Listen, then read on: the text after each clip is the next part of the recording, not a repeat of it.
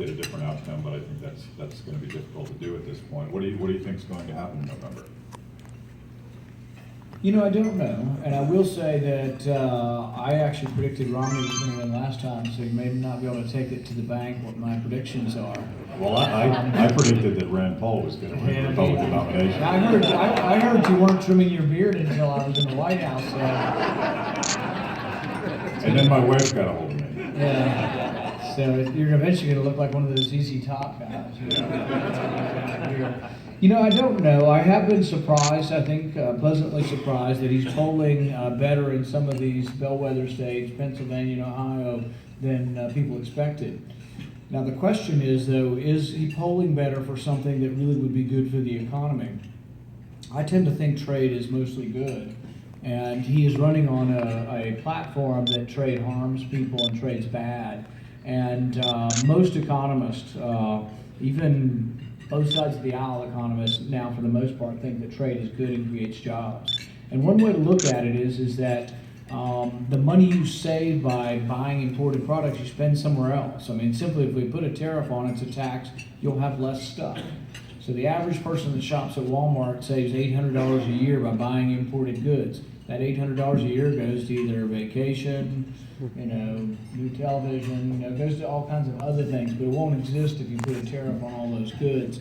And it is difficult because you see the real effects when trade causes a transition and people lose their jobs. But trade in I live in a rural state, and they say the statistics are overwhelming that we'll sell more farm products. We export 25% of our farm products. They say increasing trade with Asia will increase our exports by $2 billion. So, but he is getting some votes by being more that he's going to protect the American worker. Now, I think it's something that is a valid thing to say. I'm going to try to keep American jobs here, because I did the same thing, and I still do.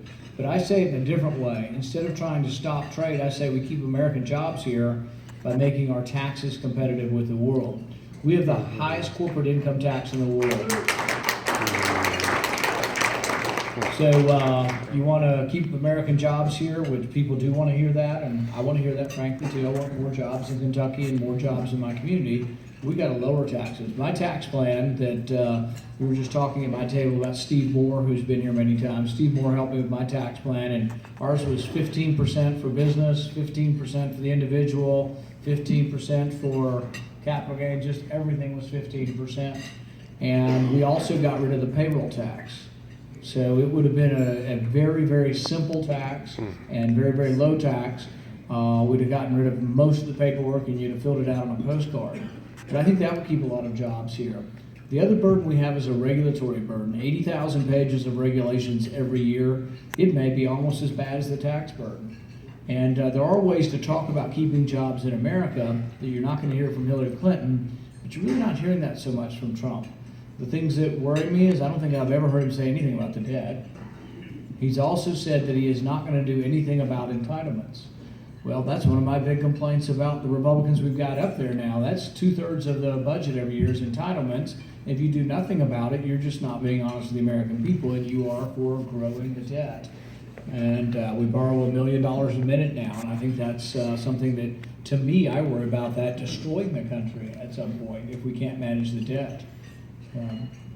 So let's